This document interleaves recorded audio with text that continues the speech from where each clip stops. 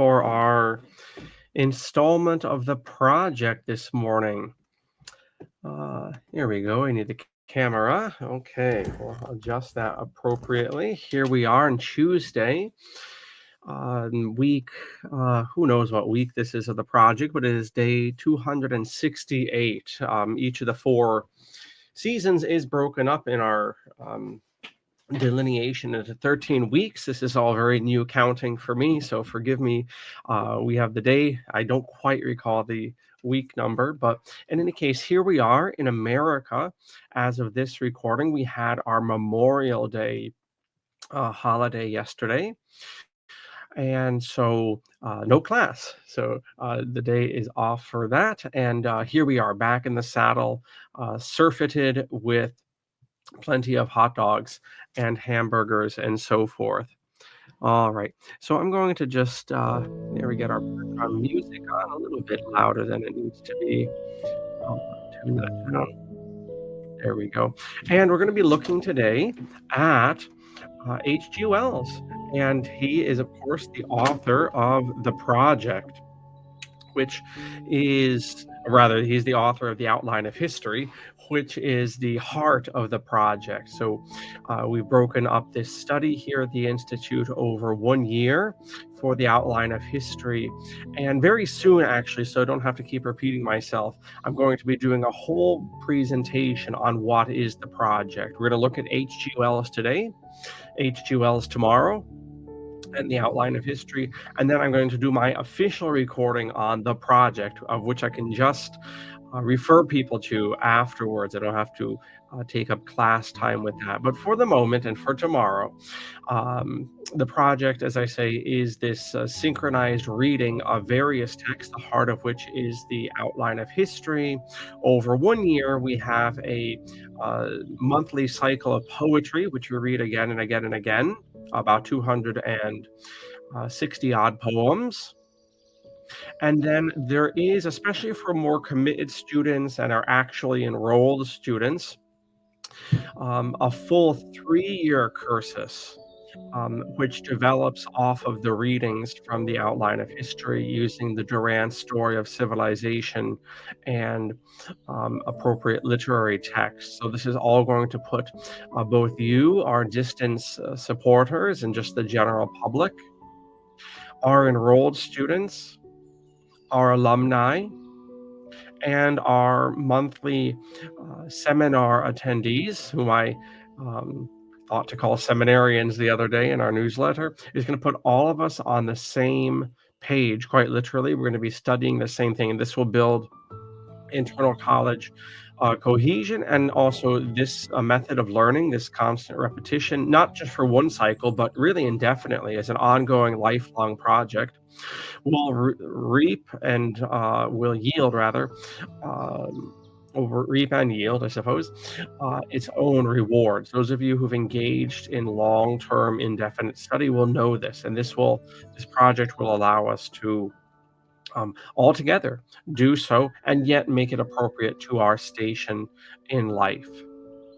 So before we get too long in the tooth and we get to meet our man here, H.G. Wells, the author of The Outline, just one announcement concerning our dear college, and that concerns our Sappho Center. One of the things that makes Apocatastasis truly unique is our teaching of the integrated humanities. So that is to say, history and literature and languages and philosophy, art, all in tandem. And this, of course, is very different than Rockefeller education, where everything is broken up in order to create a shattered mindset. Anyway, as part of our monthly series for our students, we have various book discussions. Here we see the Canterbury Tales or the Odyssey earlier this year, Ovid's Metamorphosis, the Psalms, Kafka, go from the Psalms to Kafka, and so forth. And these are great ways, first of all, to join in our learning community. You can find out the dates of these on the site. These are obviously great ways to help materially support the college. But also, and then this is the main reason we do them, these open events, these Sappho Center literary events, are excellent ways to get a feel for how it is to enroll in a class at Apocatastasis and how we go about things, even down to the tech we'll use, which is nearly identical to what we do in class. So it would be grand to see you at one of our upcoming Sappho Literary Center events. Okay. So with that being said, here now we get into the meat of the matter, and that is a look at H.G. Wells. And I was talking at a parade yesterday. As I say, in America, we had Labor Day, we had Memorial Day, and I was talking about the outline of history and the story of civilization.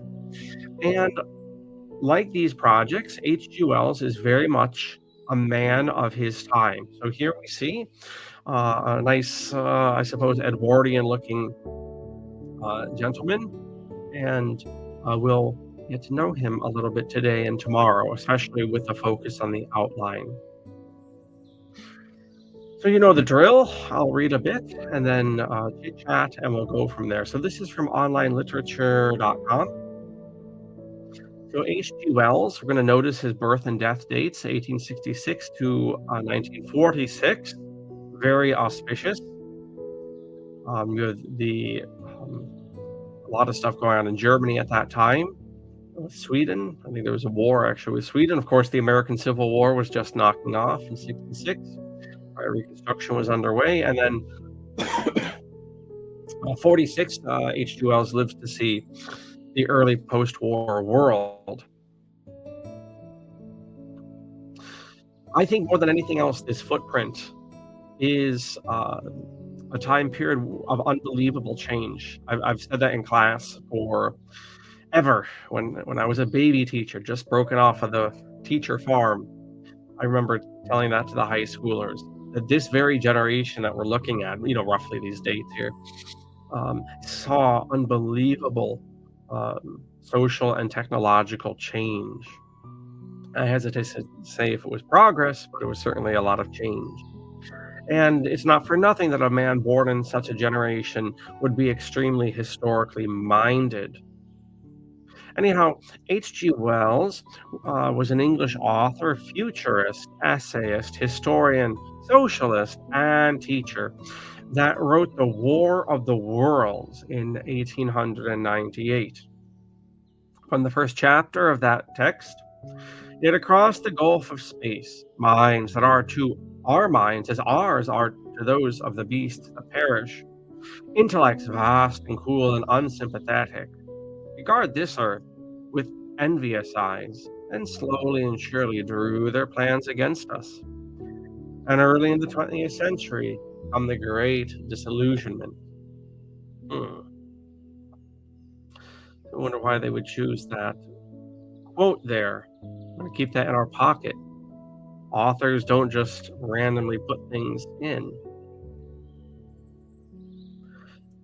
The invasion of Earth by aliens from Mars, tripods attacking with heat rays and black smoke, and the evacuation of London whilst people were terrorized in the surrounding countryside become one of the first internationally read modern science fiction stories.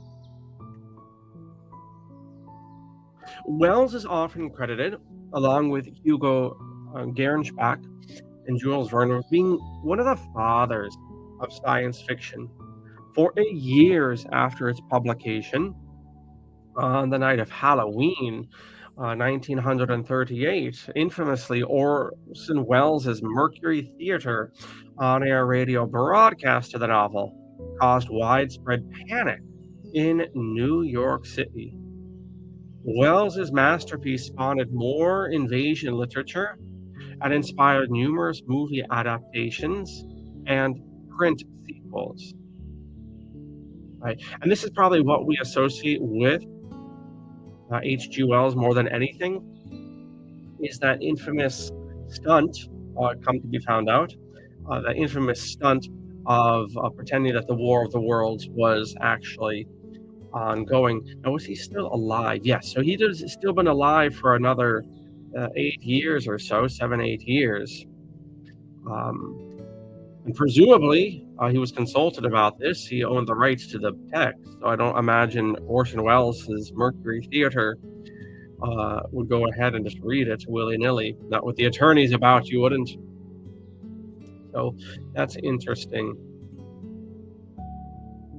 And I do forget some of the details, but I do feel certain that that reading was almost a social experiment, the reading of the War of the Worlds as if it were happening, causing a great deal of panic amongst people. This was actually a social experiment, um, with certain think tanks or certain combinations, let's say, involved in it.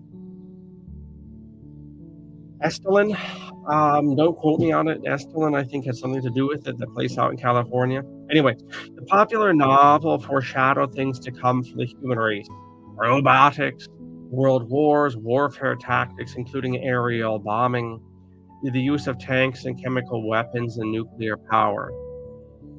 Part prophet, part pessimist.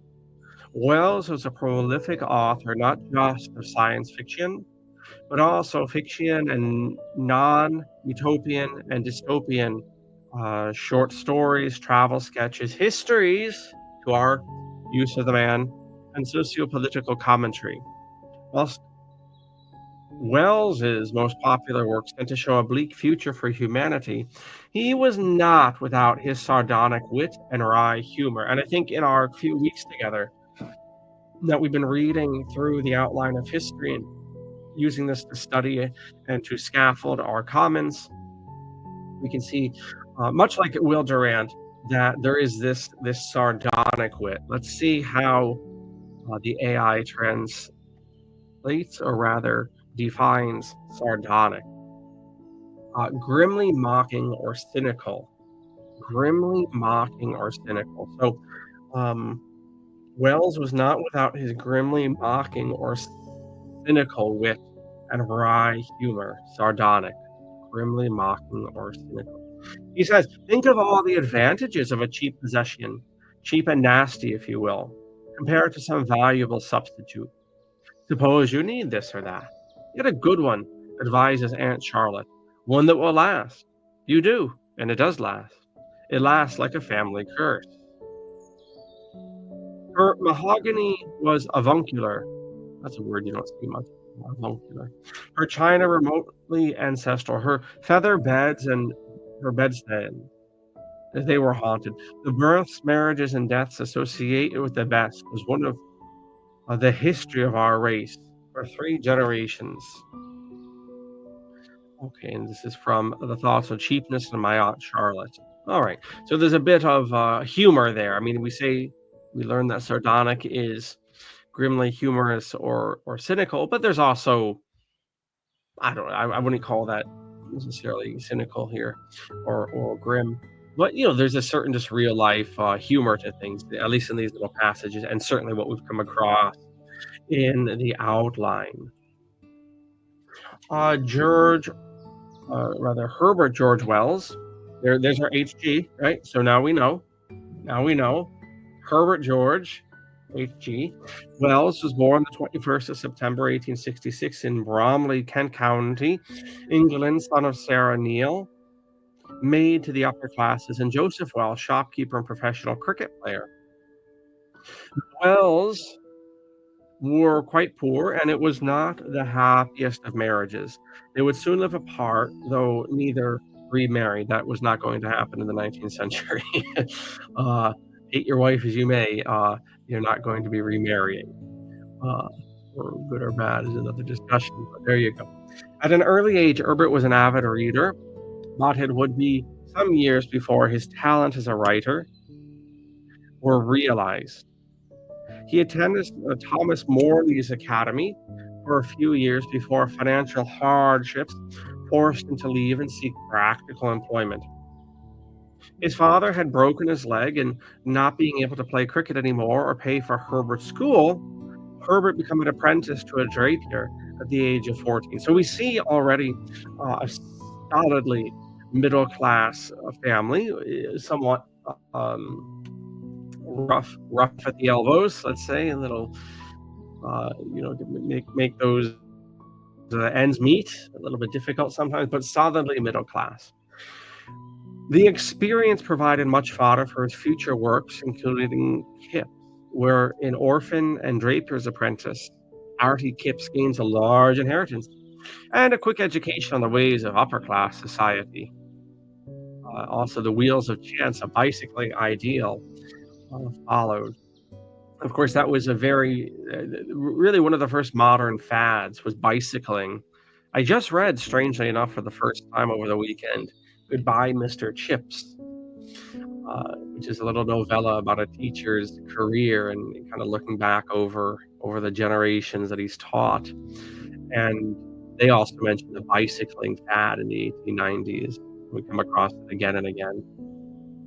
Kind of part of a more of a health craze fad at that time. That's when you see the YMCA getting going, FKK in Germany getting going, and all of that. So it's kind of a reaction to the Industrial Revolution. Anyway, about this bicycling. Thus, even in a shop assistant, does the warmth of manhood assert itself against the counsels of prudence and the restrictions of his means, to seek the wholesome delights of exertion and danger and pain. When Wells won a scholarship in 1883 to the Normal School of Science in London, he realized another area of interest that would serve him well in his writing. He began studies in biology and Darwinism under Thomas Henry Huxley, Aldous Huxley's grandfather. We just read with the high schoolers, we just read Brave New World. It's interesting how this family pops up again and again. The Island of Dr. Moreau, another of Wells's many short stories to inspire movie adaptations, deals with the themes of eugenics and the ethics of scientific experimentation, Darwin's theories, and religion. Wells was not able to complete the requirements for his degree, and lost his scholarship. So, faced with financial hardship, middle class though he was, he moved to Fitzroy Road in London to live with his aunt and uncle Wells. He tutored part-time and studied part-time at his uncle's school. His cousin Isabel Mary also lived with them, and they were soon married in 1891. Okay, so interesting marriage to cousin there. Not so rare as you might imagine, especially in the what should we call him? The aspiring upper class. And also that may not be how do you say it? A fraternal cousin or whatever? What a cousin once or twice removed would be. Well, we can find out, can't we? He moved with an aunt. Okay, maybe it does look like a fraternal cousin. All right, no comment. It lasted only 4 years. Wells left her for one of his students. Branching, as they say, Amy Catherine Robbins, whom he married in 1895 and had 2 sons with, George Philip and Frank Richard. Wells does that mean Frank Richard's still alive? That can't possibly be the case. As of this writing, I suppose. Wells had liaisons with a number of other women who become models for his characters. Whilst married to Jane, which is writer Amber Reeves, who gave birth to their daughter Anna Jane in 1909 and in 1914. Author and feminist Rebecca West gave birth to their son Anthony West. I didn't believe in marriage anyhow, I insisted. The great thing was not marriage, but love. I invoked Godwin, Percy Bush Shelley, socialism. This from Wells's Experiment in Autobiography in 1939. All right, so we definitely see the influence, maybe more naturalistic, shall we say, a more naturalistic understanding of married life, influenced by Darwinism, by socialism, and so forth, and manifested in the author's life as well. And obviously, we're going to see that in the opening chapters of An Outline of History, obviously the influence of the scientific opinions of his day. quite some time. Wells had been writing stories, and in 1895, he had several published, such as The Second Conversations with an Uncle was his first, followed by The Time Machine, which became a bestseller. Wells is credited with coining the term time machine and popularizing the concept of time travel. So here we have something to notice. I had mentioned at the onset of this presentation that Wells, the footprint of life that he had on this earth, 1866 to 1946, was a time of unbelievable change, not just technological, but in terms of thinking patterns, in terms of religious confidence, in terms of scientific claims. It is truly the birth of modernity, the generation he's living in a way that it wasn't before or after. And so it's not a mistake, yes, with the outline of history that Wells is thinking about time, but also notice the topic of time as it comes up in The Time Machine. So notice that, projecting into playing with time, playing with the medium, which was so much on people's minds in that footprint of life that Wells filled up. The wonderful visit in 1895 was followed by the stolen bacillus and other incidents, his collection of essays and stories, certain personal matters, and was followed by The Invisible Man, of which we've selected. The stranger come early in February, one wintry day, through a biting wind and a driving snow. He was wrapped up from head to foot, and the brim of his soft felt hat hid every inch of his face but the shiny tip of his nose. The snow had piled itself against his shoulders and chest, and added a white crest to the burden he carried. He goes on, when the sleeper awakes was followed by Love and Mrs. Lewisham, The First Men in the Moon. Okay. And his first nonfiction bestseller, About What the World Would Be Like, Playing with Time Again, in the year 2000, Anticipations. A year after his publication, Wells joined the Socialist Fabian Society and met playwright and co-founder of the New Statesman George Bernard Shaw.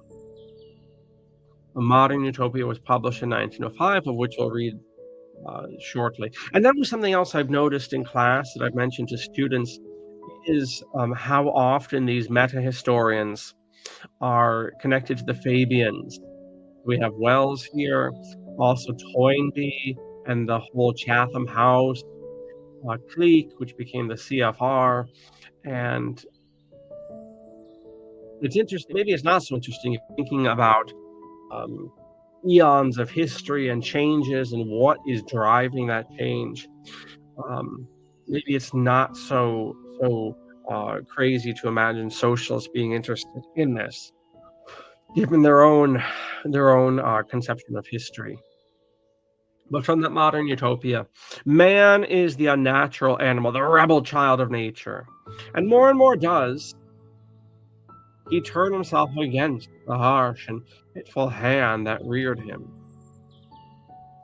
Wells continued to produce output of fiction and nonfiction essays on politics, liberalism, democracy, leading to a whole slurry of books. I can leave it to you to read. After he published The Outline of History, he followed up with A Short History of the World, quote, to meet the needs of the busy general reader who wishes to refresh and to repair his faded or fragmentary conceptions of the great adventure of mankind. And we ought and actually skip over these because look when he's writing this, so basically during the First World War. Right, so an Englishman looks at the world, the war that will end the war, and then the outline of history, right, in the aftermath of the Treaty of Paris, and then the short history of the world. Ultimately, I believe these will kind of be merged together and then undergo any number of revisions through the 1960s, long after Wells had died. Wells collaborated with his son, zoologist and author George P. Wells, and biologist Sir Julian Huxley, Aldous' brother, for the science of life. In 1930, the same year, Wells met Rabindranath Tagore in Geneva, Switzerland. They discussed issues of modern civilization, government, education, comparing them in the East and the West. Wells was fast becoming a celebrity, and he traveled extensively, meeting the world leaders and fellow authors. In The Shape of Things to Come, this was followed by The Holy Terror. The New World Order was published in the same year. Interesting. Um, Interesting title. Did he coin that? One wonders. As the same year as The Mind at the End of Its Tether. It would be the last book published during his lifetime. H.G. Wells died on 13th August 1946 at his home in Regent's Park. In a tribute to his friend of over 40 years, George Bernard Shaw wrote in the New Statesman, quote, "He never behaved like a gentleman, nor like a shop assistant, nor like a schoolmaster, nor like anyone on earth but himself. And what a charmer he was," unquote. In the preface to the 1941 edition of The War in the Air, published in 1908 and then again in 21, Wells wrote, "Again, I ask the reader to note the warnings I gave in that year, 20 years ago. Is there anything to add to that preface now? Nothing, except my epitaph, that when the time comes, will manifestly have to be, I told you so. That," okay, sorry, this confused me. That as a substantive pronoun. That epitaph, when the time comes, will manifestly have to be, I told you so, you damn fools. The italics are mine. On 4th January 1902, Wells gave a lecture to the Royal Institute in London entitled The Discovery of the Future. Is it possible to believe that all the past is but the beginning of a beginning? And that all that is and has been is but the twilight of the dawn? Is it possible to believe that all the human mind has ever accomplished is but the dream before the awakening? Okay, so there we go with a little introduction to Wells. We're going to continue now looking at the Outline of History project and just checking the tech all together, and everything looks good. And now, what do we take away? What are a few things that we can take away from that? Well, first off, again, the generation that he's living in is one of tremendous change, and it's natural to be thinking about time. And I don't just mean the historical changes of 1866 to 1946, but also hard to imagine how impactful this was. But the claims of Darwinism, and obviously the historical moving back of the goalposts many number of millions and hundreds of millions of years, right? When Wells is born, everyone is content to believe the world is whatever 10,000 years old, or, round up if you like. By the time Wells is a young man, that is blown sky high. I'm neither affirming nor denying Darwinism. I have my reservations. I see certain insights of it, whatever. But the point is, for our little project class here, trying to understand Wells, much like the Durants, it's hard to exaggerate how much of an upset the claims of natural science, particularly when it came to evolution, were at the time. All of that's to say, it's pretty normal why Wells and his generation were thinking a lot about time. And here I am trying to stall for time as I'm, there we go, slowly but surely blowing this up. I was blown up before. I don't know what's going on. Try one last time. Okay, don't want to get greedy. Okay, so this is simply a review from 1921 on the Outline of History. Even by 1921, it was in its 3rd edition. I mean, this thing went through so many additions and tweakings. H.G. Wells was unquestioned the most fascinating writer on public affairs in the English-speaking world, the reviewer here says, and he writes with intelligent appreciation of all that has made the world what it is today, physically, civically, industrially, commercially, socially, educationally, and religiously. More persons who read the English language are interested in what H.G. Wells says than in what any other living man says. Fascinating claim there. Whatever may be the thought of Mr. Wells's interpretation of any given act, of any given time or place, no one can dodge or deny the fact that for the first time, it is clear that no study of any nation or group of nations of this century or of any group of centuries or of any phase of history or group of phases of history is really history. For the first time, an attempt has been made to view everything that has been and that is as though it were part of everything that has been and that is. This is synoptical history, what we teach at Apocatastasis, and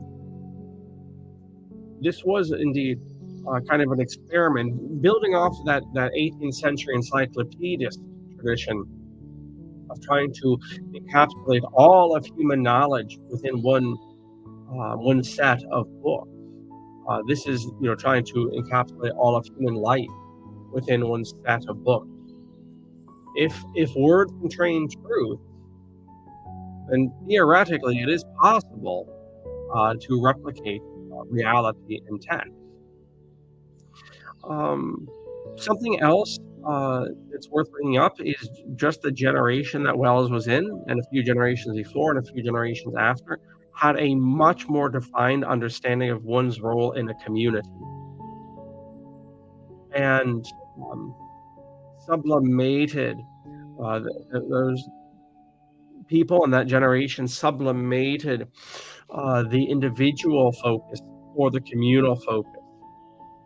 And so, world histories and national histories are much were much more popular than they've subsequently become because of our, I would say, exaggeration of the individual outside of the group or beyond or above the group. National histories, world histories, encyclopedic histories are seen as irrelevant. For the first time, an attempt has been made, indeed. Masterminds have studied, look at that, two different words, masterminds, have studied fingertips classifying the varieties of imprints and card cataloging them, show that when once a criminal's finger imprint impressions have been taken, he can be identified more definitively than by any photograph or personal identification. Yeah. These are a highly scientific achievement. It's also a very, a very police state achievement as well. All of us who had our fingerprints taken upon our birth. But it is also no appreciable relation to the significance of a human being's evolution from birth to adolescence, physically, mentally, morally, and religiously. History, as H.G. Wells gives it to us in the outline, is like a view of the evolution of the human cell and the mother and the babe and the child and the lad in youth unto manhood. From now on, no one can know even the ABC of history who has not caught a glimpse of it through the masterful conception which H.G. Wells has of real history of life and mankind, the subtitle of the text. Okay, so that was just a little review of the outline that we've been enjoying. And it's about that time that the Durants, early 1920s, the Durants begin their story of civilization. And I'm going to have to go back for Will Durant's biography and see if he has any mention of H.G. Wells. Obviously, the book that we're using in class, the outline, is or was rather a very popular book in the 20s. I would be interested to know the influence. Nothing's coming to mind, having read everything that Will Durant published. Nothing's coming to mind that he references H.G. Wells. the inspiration for the story of civilization, I seem to recall, was a series of lectures that Will Durant gave on philosophy at the Cooper Union in the 1920s. Um, but it would be hard to engage in such a project as the story of civilization without being aware of the outline of history and of the similar attempt to catalog all of human life. So here we can see the almost look like, how do you say, magazine covers. Looks like this was almost published as like a magazine at one point. We'll find out. All right, the outline of history, subtitled "The Whole Story of Man," or "Being a Plain History of Life for Mankind," which we saw on the hey, there's H.G.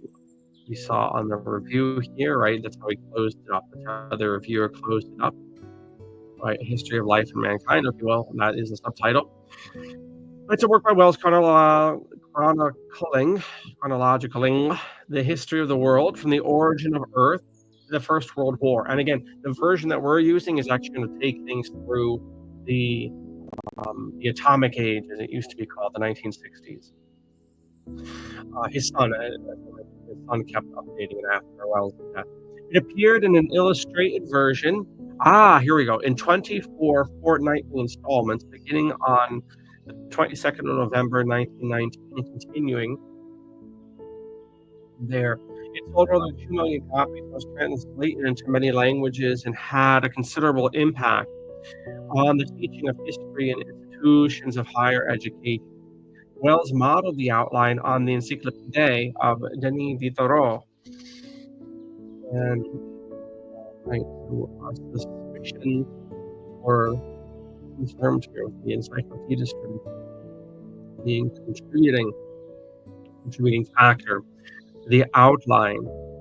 And depending on your history teacher in high school or college, you may in fact be able to pick up almost word for word certain things that were taught to us in grade school and college that came directly out of the outline of history. It was almost a go-to book for high school teachers of a certain generation, right? Because I mean, you have a class coming up in half an hour after your lunch break, right? And it's been a year since you've looked at the French Revolution. Well, you can read 5 or 6 pages and get up to date and kind of dust off your brain. So that's the use for teachers of the outline. You can very quickly get up to snuff. The information in the outline itself is almost like a catechism.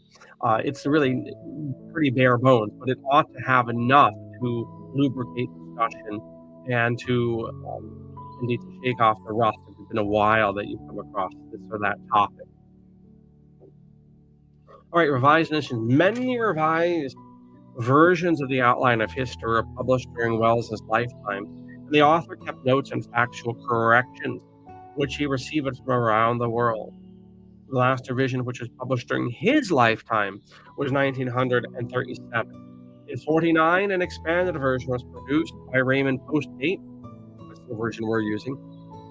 Not 1949, but 1961. But Postgate is the one who did the updating, who extended the narrative so that it concluded the Second World War and later.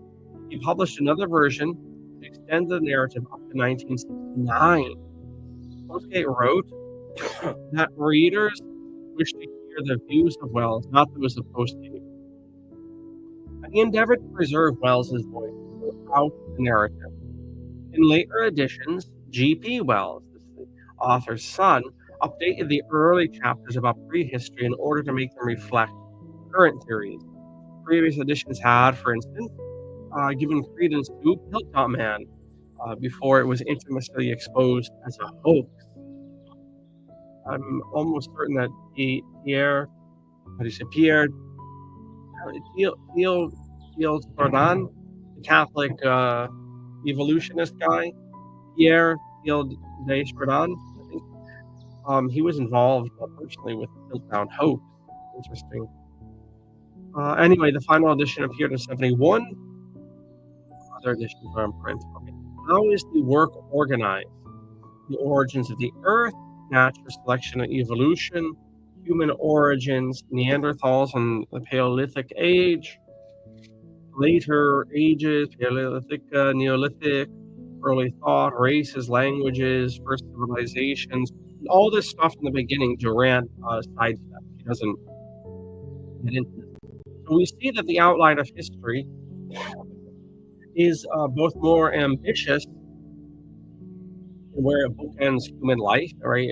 Wells will start his study of humanity with the origins of the earth and then with the origins of life, and he will take it almost a century and a half later than Durant does, who throws in the towel around the time of Napoleon. That's interesting. And yet, Wells is doing this with a much smaller amount of pages. Obviously, there's a benefit to that, and then a trade-off too, in terms of detail. Races, languages, personalization, sea voyages, trading, writing, organized religions, social classes. Okay, then by 19, you get into relations to Hebrews, the Indo-European peoples, Greeks, Alexandria, Buddhism, Rome. 3 chapters for Rome, Christianity, Asia, rather large land to cover. Islam, the Crusades, Mongols, the Renaissance, political developments, the great powers. This is basically where we picked up a few weeks ago.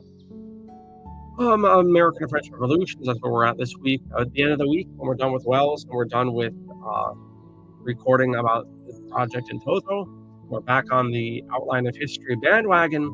We're going to pick up with the directory, by the way, in the French Revolution, that conservative ending to the French Revolution, the directory leading right onto Napoleon Highway, shall we say. Chapter 37 is Napoleon. Chapter 38, the 19th century, the Great War, the next stage of history. And then he, again, Postgate brings things up to the 1960s and almost. Okay. So what are some of the overarching themes? History is a quest for common purpose. We're going to go back over these tomorrow. The reoccurring conquest of civilization by nomads. The development of free intelligence.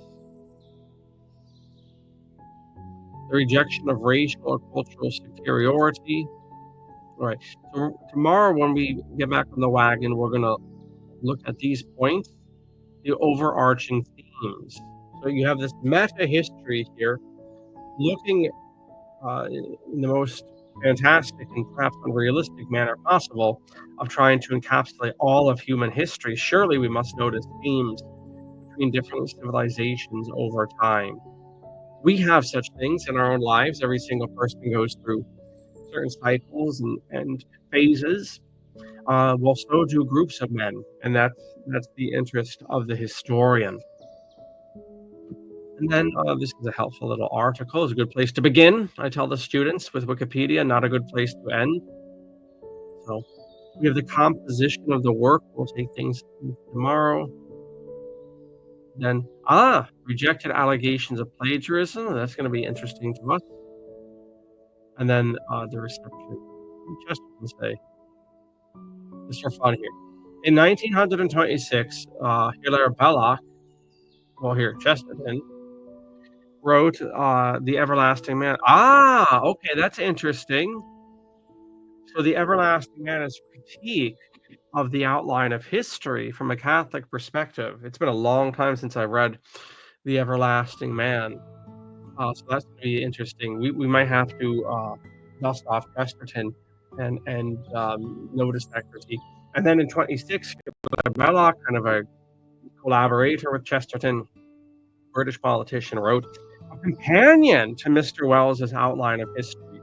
A devout Catholic, Belloc was deeply offended by Wells's treatment of Christianity in the outline, famously ending the story of Jesus with a crucifixion. I think we can ascertain Mr. Wells's theology from that. But Wells wrote a short book in rebuttal called Mr. Belloc Objects to the Outline. Okay, and then on 26, Belloc, the rebuttal to the rebuttal to the rebuttal. Mr. Belloc still objects.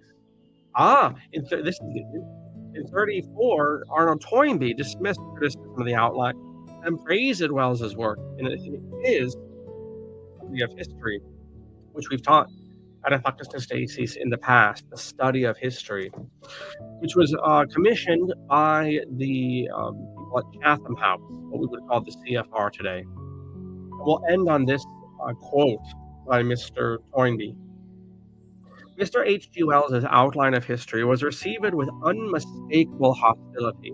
A number of historical specialists, they seem not to realize that in reliving the entire life of mankind as a single imaginative experience, Mr. Wells was achieving something which they themselves would hardly have dared to attempt.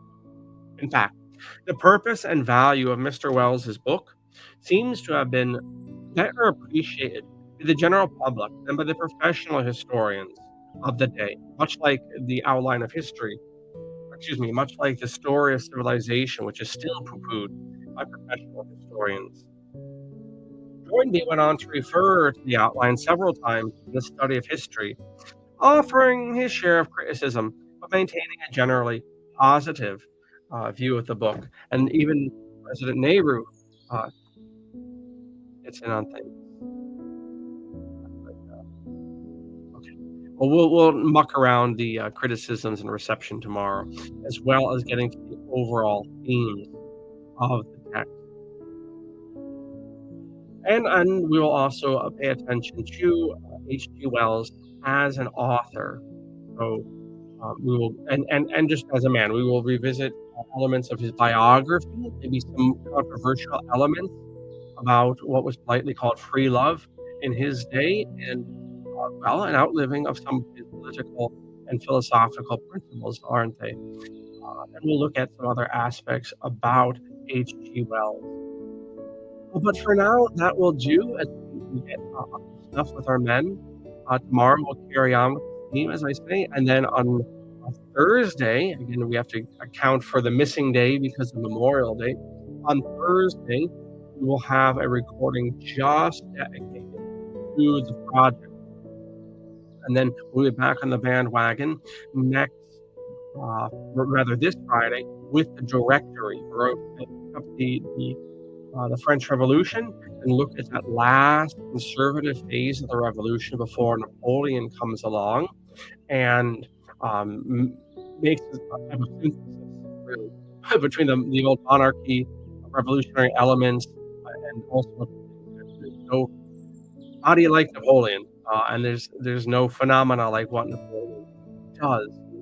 A mishmash of things. We call them the 19th century's MAGA movement, and you wouldn't be too far off the mark in terms of a hodgepodge of influences. In any case, that'll do it for today. Thank you for watching this presentation, part 1 of 2 of Who Was H.G. Wells. And I hope you consider enrolling in Apocatastasis. We, of course, teach the project in a much deeper level to our enrolled students, as well as having dozens of standalone courses.